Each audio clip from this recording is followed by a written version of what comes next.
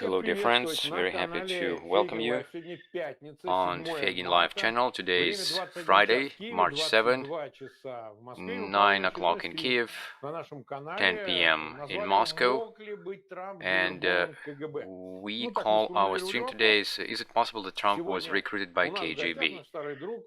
Today we have our guest, our old friend, Sergey Zhirnov, who lives in France. Hello, Sergey. Hello, Mark. Hello, everyone. I'm very happy to see you too. Yes, right. We've met many times, and we know that Sergey is a former employee, a former officer of the first directorate of KGB, and actually he served there when theoretically Trump could have been recruited when he came to Moscow. It was back in 1980s. I want to say from the start that we don't strictly support the theory that Trump was recruited, and this is why. Because over time, many people spoke about it, some competent, some were not. But in fact, and that's kind of a scary thing, that there are no direct proofs that Trump was directly connected to the secret services. It's not like he had some interest and they paid him money to compensate his many bankruptcies. There were no such facts. And in fact, what's very important that there is no any response from the American side, from the American secret services. And it started spinning, and there was a Steele dossier, and there was a golden rain in the hotel room. But American secret services during the Biden administration, they did not present anything publicly or secretly. Sometimes they could say that they have some grounds, but they didn't say anything. But even Mueller's commission and that worked during Trump's presidency from 2016 until 2020, and again, they didn't make big conclusions that he had connections with Moscow, but indirectly we can see publicly that his position, Trump's position, goes completely against the American tradition, doctrinal tradition, his attitude to Moscow, to American allies. He makes all these statements in favor of Moscow, and sometimes it's almost impossible to explain it in any other way but say that he was recruited, why he does this or doesn't do that. And especially his second term, he is just like really Agent Krasnov who does all these things. Again, I myself don't really believe in this version because there are many other explanations and no less convincing, and he could have some interest, some material interest in that, and he's like, he sees the world this way, and this is how he acts, and he's like, I became 47th president of America, and I will do as I want. So we should look at this version and let's try to analyze it. And let's try to break it down, and let's try to do it in a competent way without making up some stuff. Is it possible that a person like Trump, who was married 3 times, and for the first time he was married to a Czech citizen, it was Czechoslovakia back then, people were leaving that country, and some people were immigrating to the United States, and he chose this woman, and I think she died by now. He returned to Czechoslovakia in 1987, and in 87 it was still the Soviet Union. Perestroika time, yes, but it was still Soviet Union, and he came to Eastern Europe as a businessman, and then he came to Soviet Union. Maybe they were developing him as an agent, maybe he was recruited, maybe not. We don't know that. But I have to say there were many businessmen in the West who cooperated with Moscow, and Arnold Harmer, he was a phenomenal bankrupt, but he managed to get money from Moscow and some other people. There were people like him too, and there was this Brezhnev's publisher from the UK. This publisher died on his yacht. He was a billionaire, and it was a strange death. A person from the same type of people, and there were lots of scandals related to spies exposure, and especially on the top of the government, and let alone businessman exposures. Question to you, Sergey. So do you think that this version has any grounds? Is it possible that Trump, if he was not recruited, but somehow they could have gotten some compromising evidence, and it's not necessarily that he slept with someone, so he slept around quite a bit, but maybe they got some compromising evidence, he got the money from them, and then he settled it with his 1, 2, 3 bankruptcies, and now he's dependent on KGB, and this is his interest now. So what do you think? If I am to answer this question, and particularly the question that we have here on our picture, is it possible that Trump could have been recruited by KGB? And my answer is yes, he could be recruited, and it's very easy to answer this question in this variant. But if you wrote this question like this, is Trump a KGB agent and he works for Putin? But then I would say that here we need to think about it. But is it possible that Trump was recruited by KGB? Yes, 100% he could have been.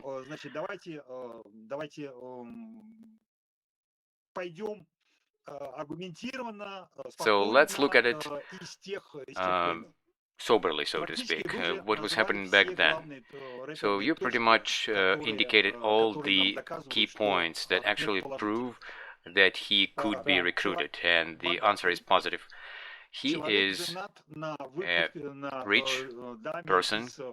He is married to a citizen of Czechoslovakia, and when he got married to a Czechoslovakian citizen, it goes without saying, he, as an American, he got under the surveillance of the security services of Czechoslovakia, and Czechoslovakia security services were working directly with KGB. In Czechoslovakia, they had an official branch of KGB, and they would definitely share this stuff with KGB.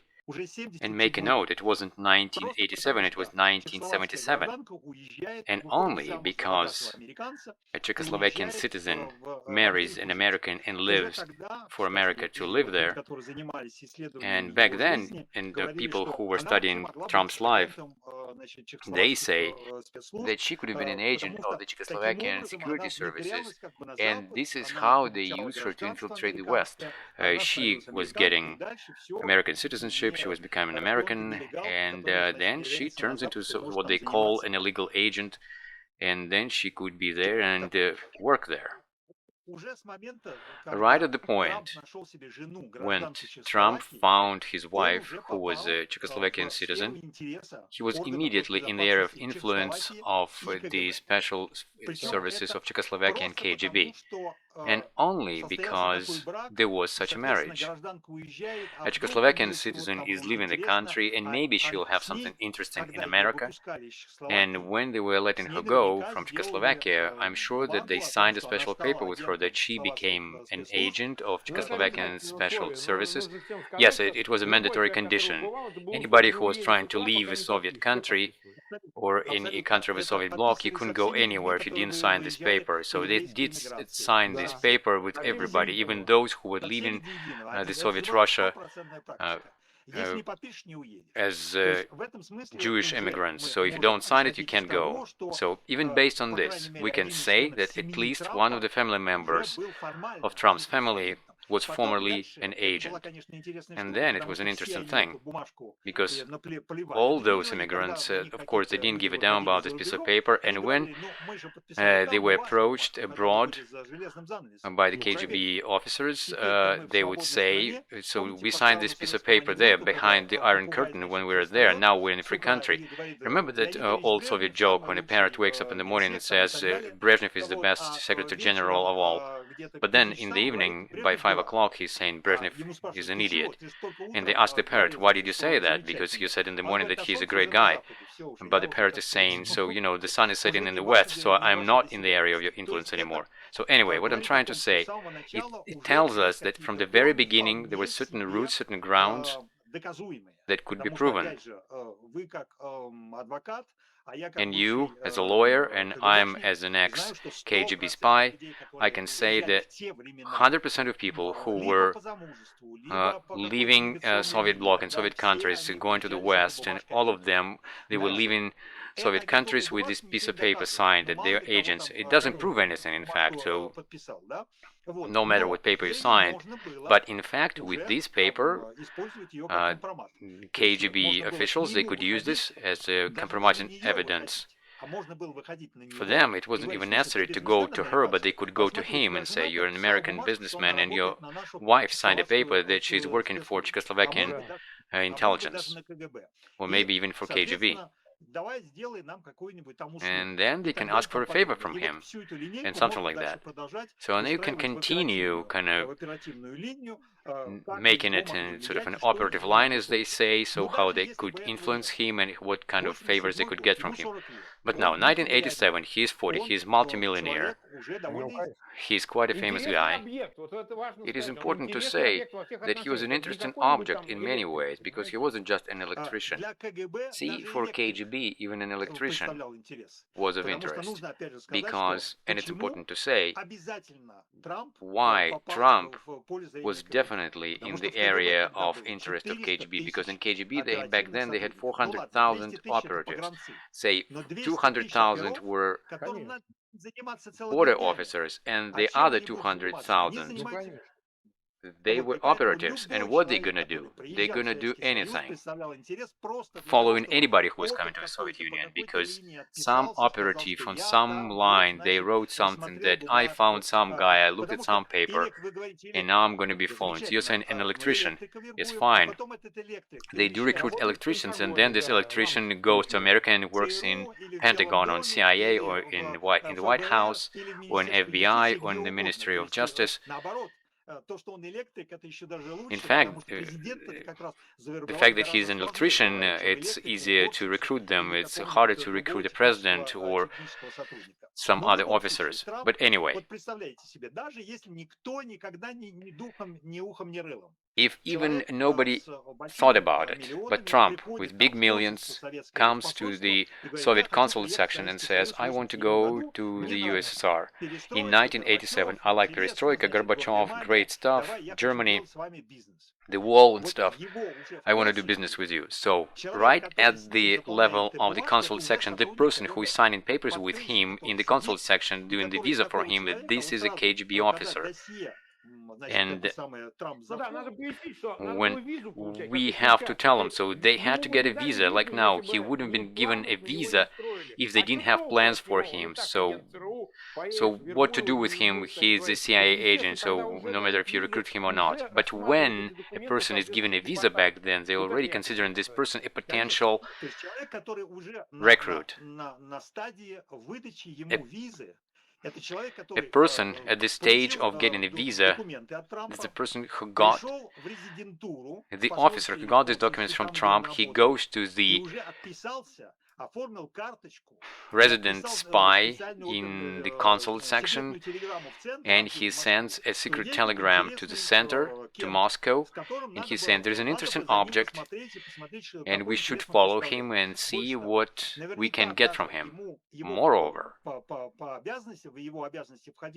in that officer's responsibility was to make this first file for him, where Trump lived, what he did, what is his specialty, is there any potential in him in terms of intelligence and stuff. So the resident agents, they're already trying to evaluate the potential of a potential agent. So, and then they send this telegram to the first directorate where I used to work, to the American section, where people get this piece of paper, and when they receive this piece of paper,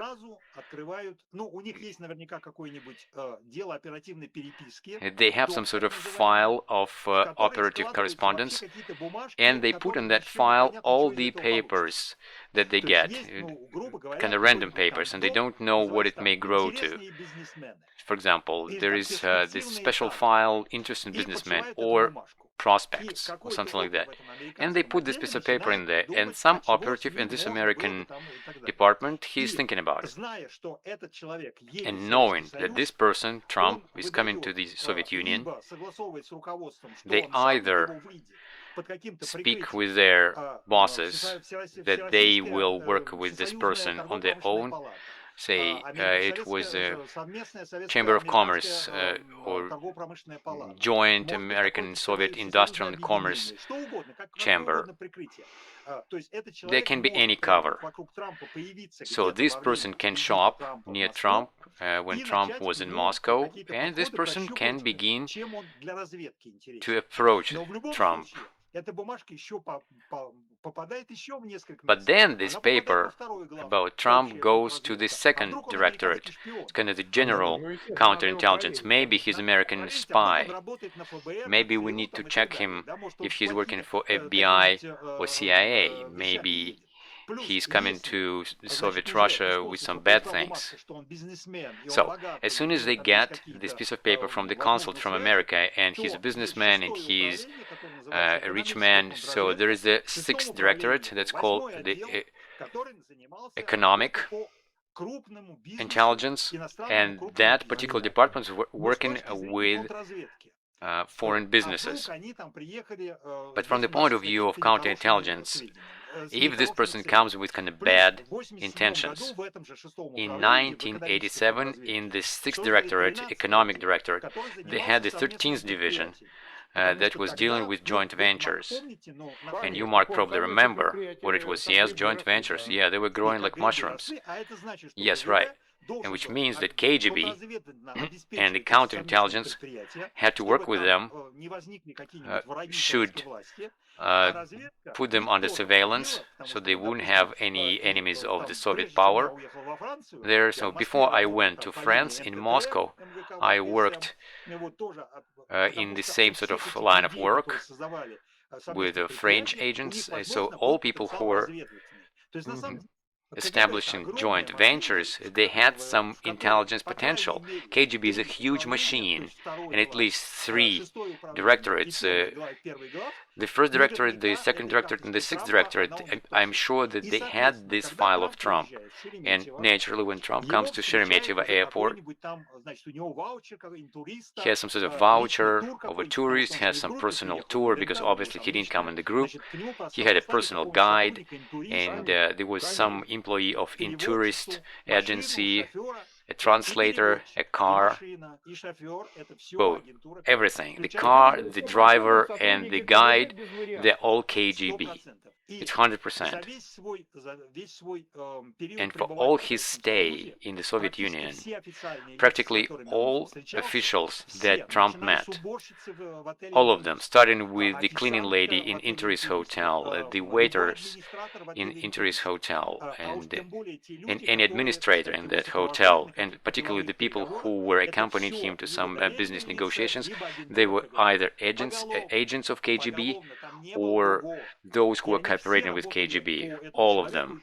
And they were working with this person, and every one of them who worked with Trump, they were all writing reports to the 2nd Directorate or the 6th Directorate or the 1st Directorate, and all these papers were put in the file, and that file could have been called Krasnov.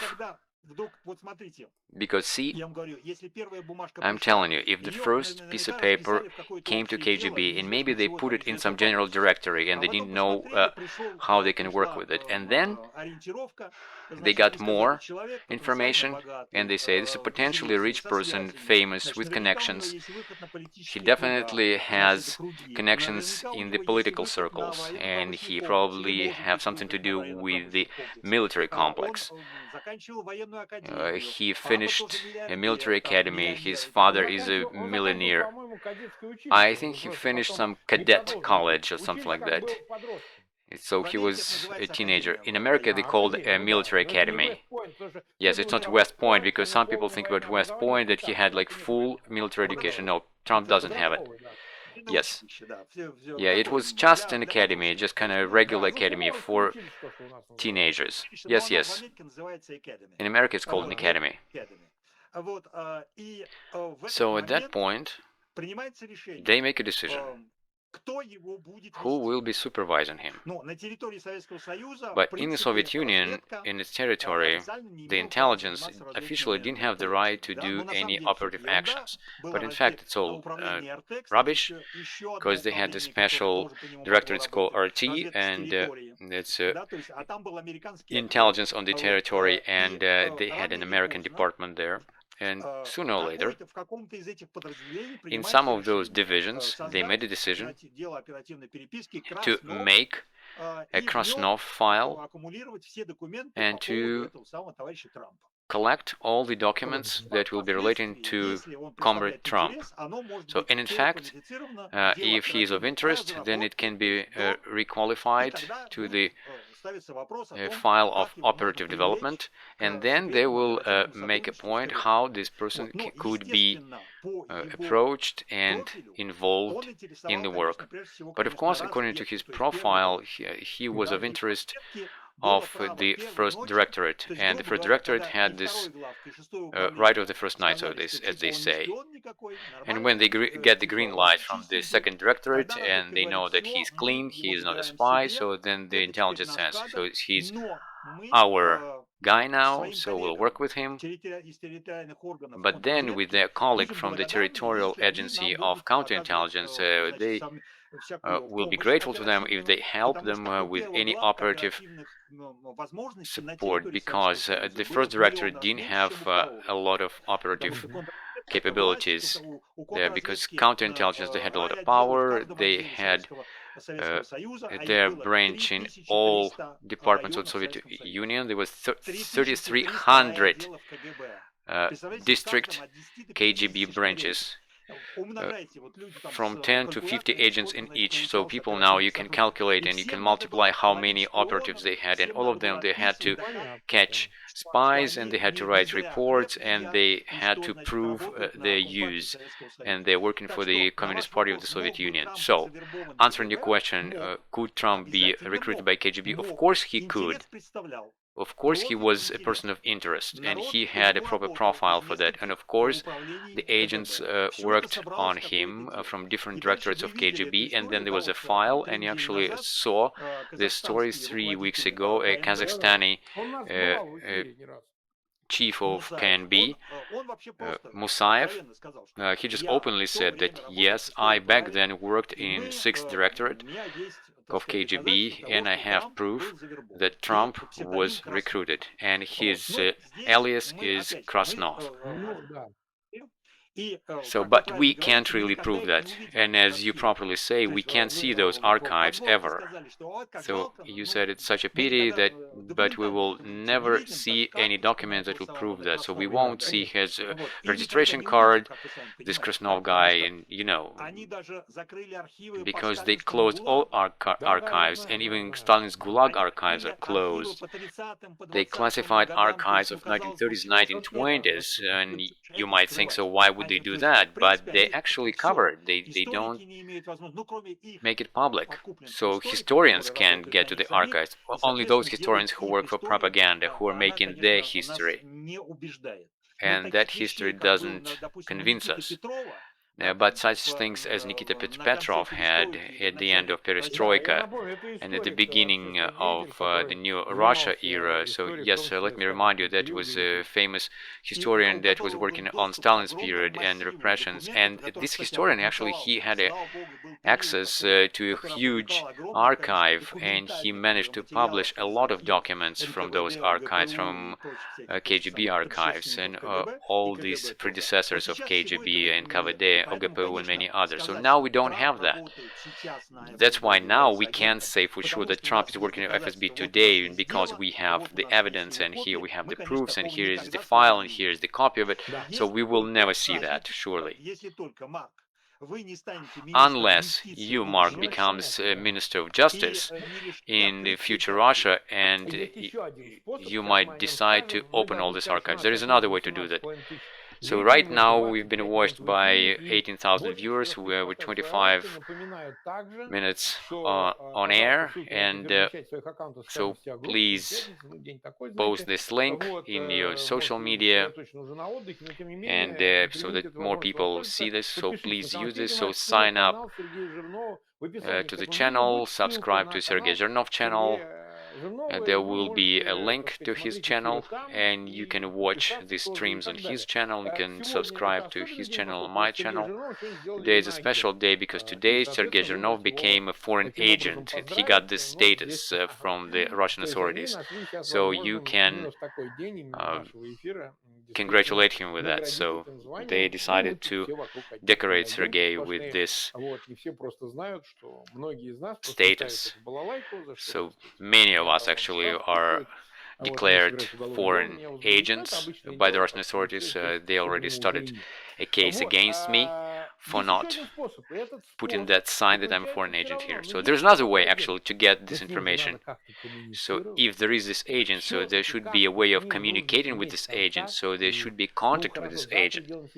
So of course, clearly, beyond the United States or within the United States, how to do so. If you recruited the agent, how to work with this agent? So maybe you had some prospects with this. So even right here, American special services and the European special services, some people from KGB that defected, so they could be revealing something. There could be some connection. We can say these things because of this kind of indirect connection, because Trump says that he trusts Putin more than his own intelligence. So he trusts Putin more today. Right now he had a briefing at the White House and he was saying that he trusts Putin. But why American intelligence?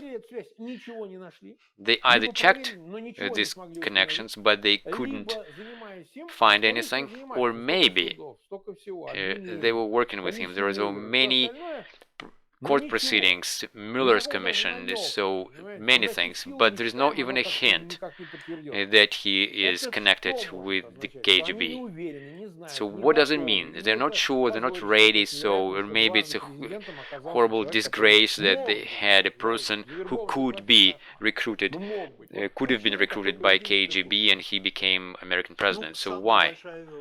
Why there is no any publications about that? I think that the correct thing to say would be there is no documents, there is no any material evidence that could be presented in American court. Because the US, no matter what they say in Russian propaganda, America is a state of a rule of law. And no matter what Trump is saying that all the judges are bought by the Democratic Party, but then the simple question is, why you're not in prison if all the judges are bought? And by the way, you became a president of the United States, so what about that? So anyway, what I'm saying that since in America we have a rule of law, then all the evidence should be brought up to the court. And maybe here, you as a lawyer, maybe you can add me. In America, there is a special judicial system. It's a competition. The judge in the court watches two gladiators, the lawyer and the prosecutor, fighting, and who is more convincing will be the winner. So, in fact, many people sort of have a misunderstanding about the system. Here we're not talking about whether it's just or not. So, who won in proving their point, who is more convincing in proving their point in this contest is the winner. And it's not necessarily a good person, and it's not necessarily a just decision.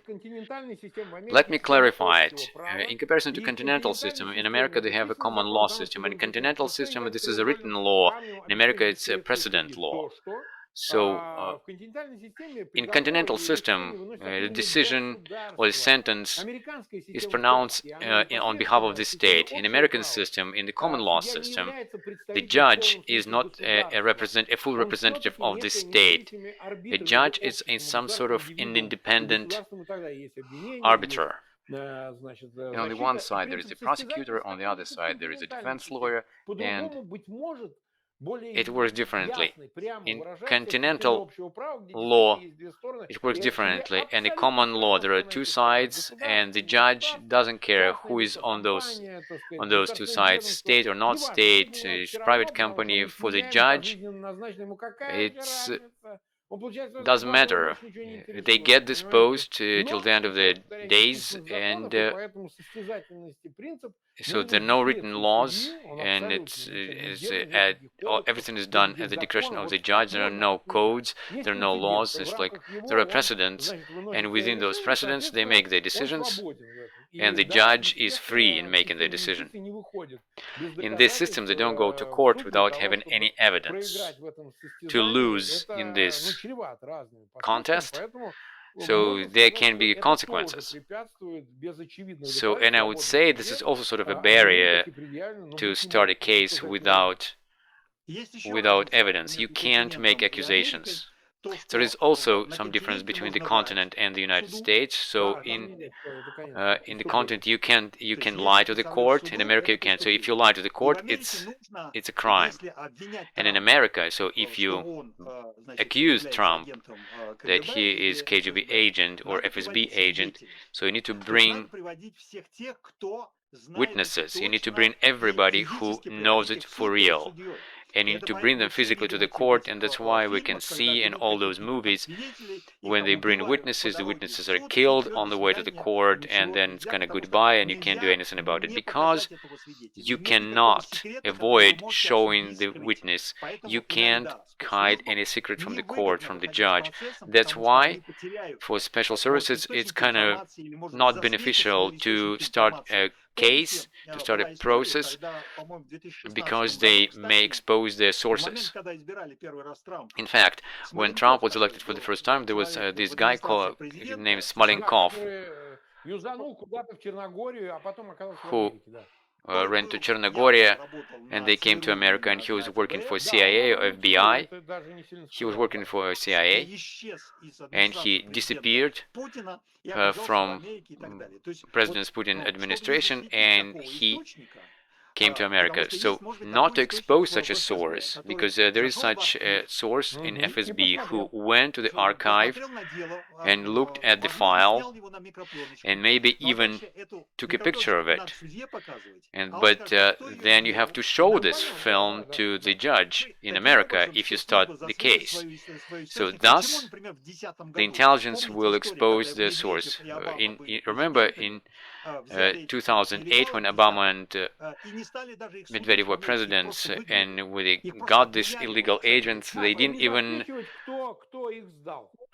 put them on trial in America. So they just sent them back to Russia. They deported them, and Ipateyev and many others, and maybe the source was still in Russia.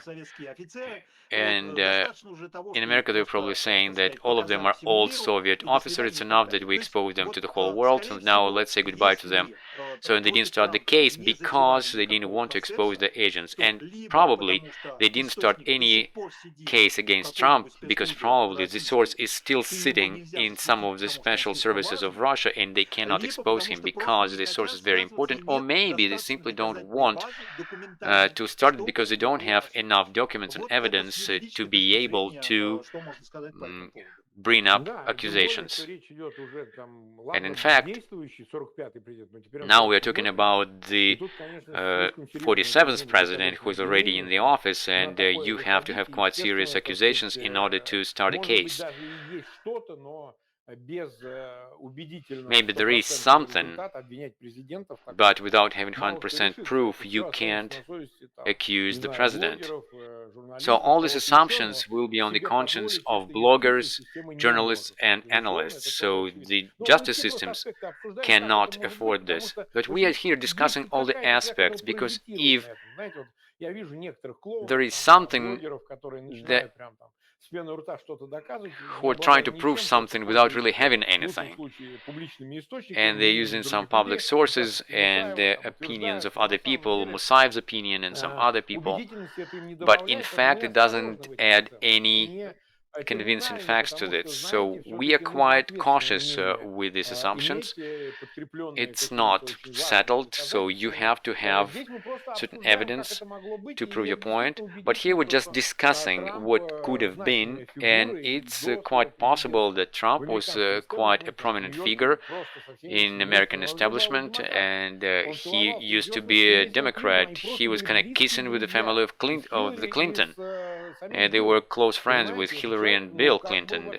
So he is quite an interesting person, and his whole family is quite interesting given their role and what they do in the development business, and they have connections in the Jewish community. So there definitely was an interest on the side of KGB, and this couldn't be denied. Then the next question, and a very important one for better understanding, it's more kind of analytical. Okay, fine, you have such an agent. Or even he's not an agent and you just cooperate with the guy, so you give him a loan of $100 million and he used to get some loans in Germany, so money is money. It's quite interesting substance, you give it to them and then we help you, you can help us, and all that kind of thing. And here there is the next question. Why, even if you work with the guy, he's say an agent of influence or kind of primitive sort of figure there, so would you expose him like that? Some people look at it this way. So you can't completely change America. If one president comes in power and for 4 years will change America as a whole. So he's now kind of destroying everything. Security system, he's going against all the tradition, Monroe Doctrine that's been kind of ruling in American politics for many, many years. For just 5 weeks, he completely flipped it over. And it may hit you from very different sides. And just 5 weeks passed, and it's strange. Is it possible that Moscow goes all in, so to speak, or it's just working this way and kind of he's old and whatever, just scorch the land, so to speak? Okay, now we're in the area of politics. Well, first of all, you said an agent of influence. It's quite a specific category. In fact, it's not just an agent. With the terminology, we need to clarify that. An agent is a person who is recruited by an intelligence or counterintelligence of KGB. The person that signs a paper that I am so-and-so, I make a commitment and being capable and all that, so I will be secretly cooperating with KGB. I will work in secret, following all the guidelines. So, and I sign it here, and my alias will be Krasnov. So the person understands that they betray their state and they're going to be working for a foreign state. They can do it either based on ideological grounds. This person may be communist or believes in ideals of communism and wants to help the Soviet Union and to help the international communism to win, or he is doing it for money. Money is the key point. Or maybe he is doing because he was offended by the Western countries and by the system, or there was some compromising evidence against the guy, and they blackmail him with the possibility to publish this. So Hansen's story was like that, right? If we are to choose from these variants, which one is the closest one to Trump? And I'd say this is the variant that has to do with ego. This is his own qualities. He's a self-obsessed person. He thinks he's the smartest one, he's the most handsome one. Yes, he doesn't deny that. It's kind of a common thing.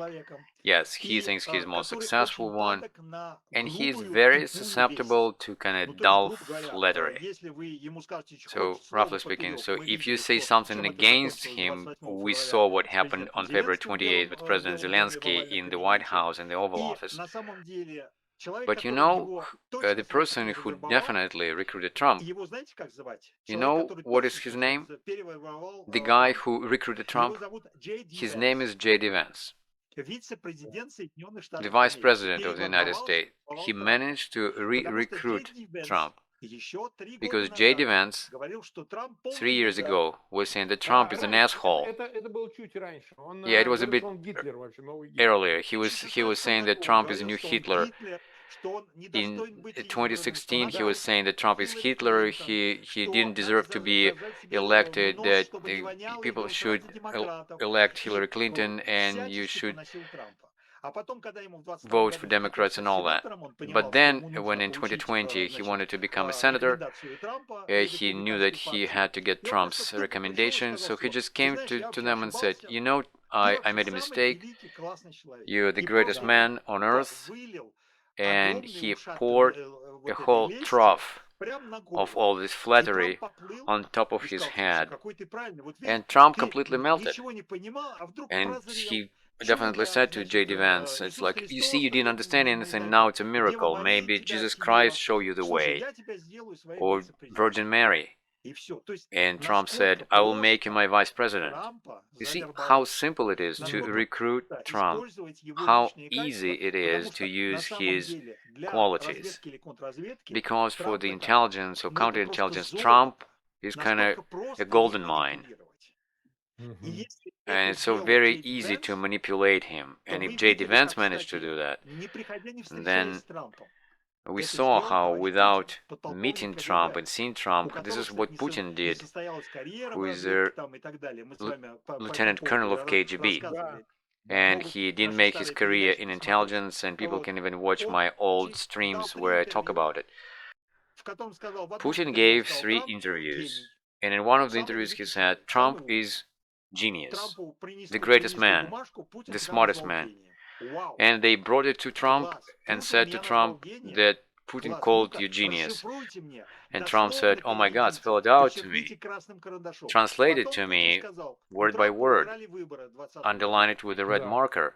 And then Putin said, they stole elections from Trump in 2020. And then Putin said that all these Western politicians, they're midgets, political midgets, and when Trump stomps, they'll run to him, they'll kneel before him, and they will be wagging their tails. And Trump reposted it. Yeah, I saw it. And he actually said that if Trump stayed in power, if they didn't steal his victory, there wouldn't be a war. Yes, it was also great flattery. Yes, with these 4 phrases, Putin recruited Trump. This is kind of public recruitment. In jurisprudence, they say it's like a public offer.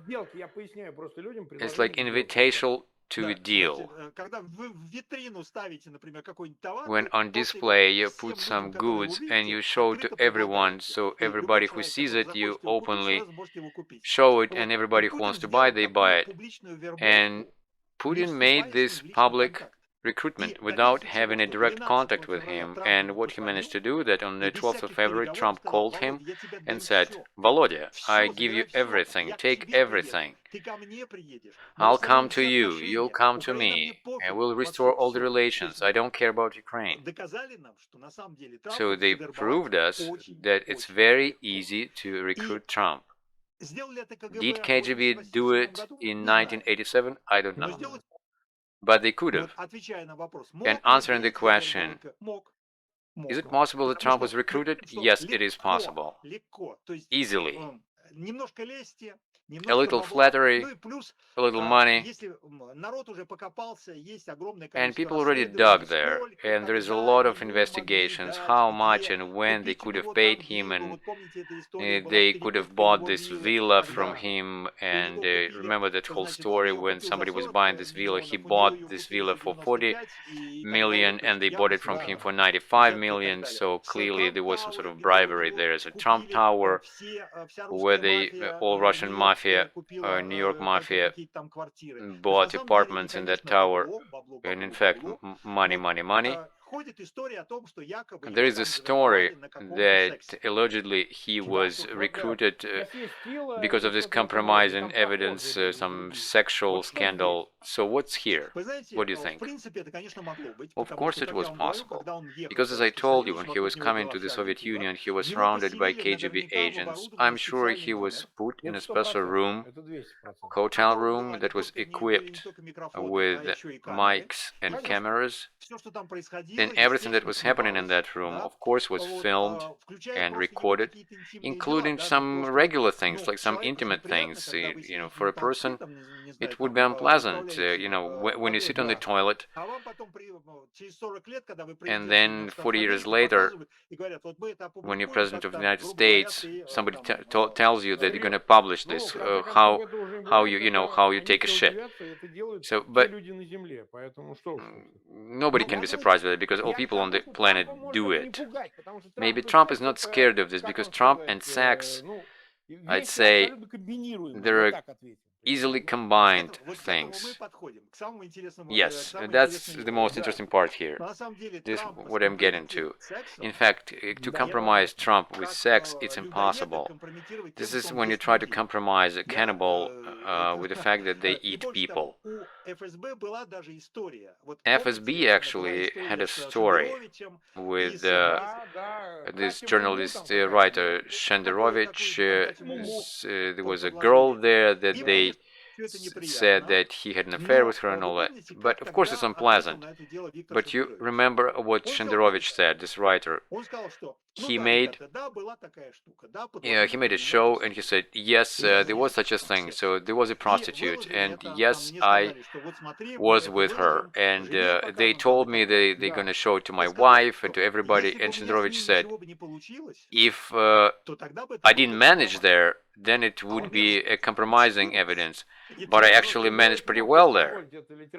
So, but you know, Shenderovich actually being a writer, he could play with this. But in fact, you know, the most vulnerable things are sex and money and some deviations, maybe with sex or something else, you know, maybe pedophile or something else. Theoretically, this is how they catch people. In general, on average, people do have some deviations. Yes, they cheat on their wives, but Trump with Stormy Daniels and all that, she said that in sex he is not that great. She said in court, money yes, but he himself is not that great in sex. But I don't think that's quite doubtful that you can scare Trump. But with bankruptcies and the need for money, it's gonna give me money because I'm gonna be bankrupt again, and I have problems with that, he might say, because this version sort of more possible. This Atlantic City is how he was building it and all those skyscrapers that he built and all this. So given his ego and his vanity, he could have thought that I am with all this money, I couldn't be bankrupt, so give me the money. So let's discuss this part, money. So roughly speaking, if they give him money, how this can be recorded, so to speak? Did he sign a receipt that he got this money? So give me a loan. So this guy, businessman Rybolov, buy my hacienda not for 40 but for 90 million. So how these obligations come around? It's political ones. Well, in fact, I agree with you that if he was hooked, then it could be money. There could be a bribe at the point then when they were bribing him, for example. And then probably he didn't declare this money in the United States. He managed to not to put in his tax returns. Maybe he hid the money from IRS. That's why when they give this bribe, they give it like this man Rybolov gave it to him. Because nobody can prohibit you from buying or selling your house. So you bought it for 40 and then you sell it for 90 and You declared it, you paid the taxes and everything, so you're clean. But if he was hooked like that, they do it in such a way that he couldn't declare the money.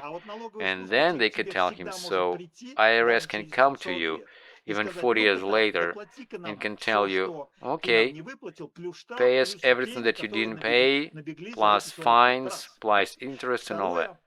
Then, secondly,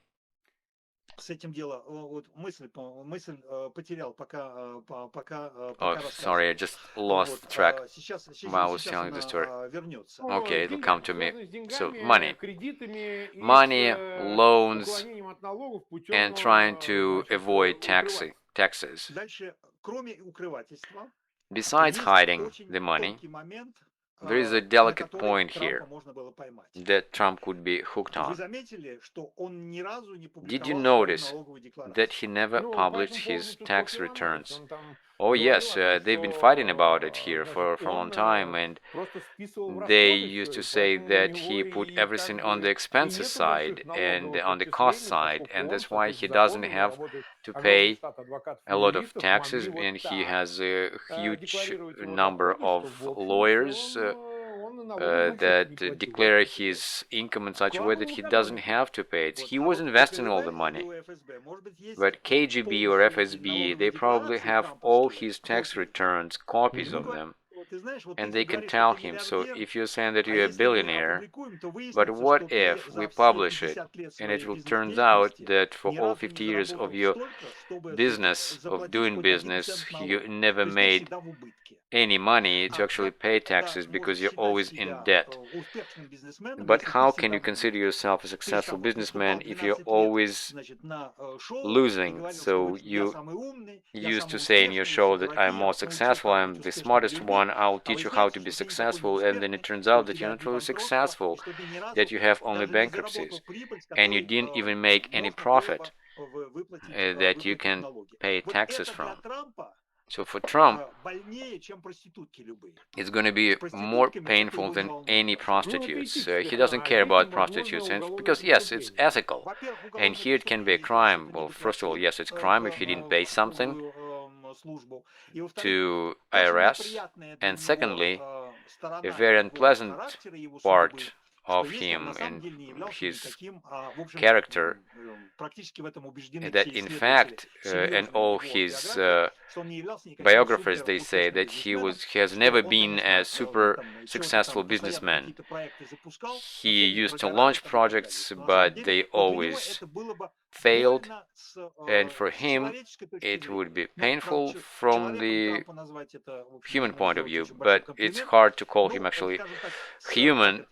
It's going to be complimenting him, but say from the psychological point of view, he as a narcissist who is self-obsessed, who built sort of image of a successful businessman, for him to get a documented proof that he never paid any taxes because he never had any success in business, that could have been quite painful. So this is how he could have been hooked. Well, it's an interesting thought. So we've been on air for 53 minutes, so we are going a bit beyond our time limit. So we have 26,000 people who are watching us right now, and we have 7,000 likes. Again, I remind you, so please, it would be really great if you post the links to this stream in your social media, and you like our stream, and you can promote it on YouTube, and please subscribe to our channel and to Sergey Zhirnov channel. You can find his channel, you can watch streams on his channel and to watch his updates. So, and the last point, what Trump could get now as dividends. So it was before, he could be dependent, but then the special relationship with Moscow. And so they're saying that in Gaza Strip where he'll build some sort of resort. Then they're talking about these rare minerals from Ukraine, and he sent Witkov to Ukraine, and he's also a billionaire. Well, first he sent him to Moscow, He spoke with Putin for 3 hours. Now he participates in the negotiation groups instead of Kellogg. And they say there are some interests in Nord Stream 2. They're talking about Arctics and aluminum developments. Doesn't mean that he is trying to get some material dividends. He keeps talking about deals, deals, deals, and he wants to bring his cronies to be involved in this business process with Moscow, and he actually gets hundreds of millions of dollars from Moscow, or even billions of dollars. Putin owns whole Russia. Nobody has such money. Not Martians have such money. Putin has everything. Russia, it's trillions and tens of trillions of dollars, and his subjects, the people, his power and everything. And for Trump, who comes only for 4 years, for him to become a multi-billionaire or like multi-millionaire when he used to come to Moscow, for him it's a great goal. So what about this? How is Trump motivated if he's not just an agent? Maybe there is some greed here. Can he expose himself if it's clear that he is doing all this just for money? Yes, I think he can do that because he's about money. He speaks about money all the time. I'm even convinced that it's not even money for him. For him personally, he's 79 soon, and he doesn't really need this money. Of course, it's pleasant to be a billionaire, but there is no practical sense in this. But did you see his family? It's a big family. Children, grandchildren, wives, sons, wives of sons and husbands of daughters, and there is a huge clan. And of course, you need money for all this. And it's quite possible that he will want to make like $20 billion or 15-20 billion dollars, and Putin will sign these papers. With whom he's going to be signing this? He's going to sign it on behalf of the country? Who is going to be doing this? Witkoff and people like him. Of course, in the West, it's harder to share the money than in Russia, but it's possible. Okay, clear. We've been on air for an hour. More than 20,000 are watching us, so we will see how the situation will be unfolding. We don't insist on anything. We raise questions and matters that can be proven or not, but it's proper to raise these questions because there are grounds for it and because it's happening right in front of us every second. That's why it's up to you to make conclusions.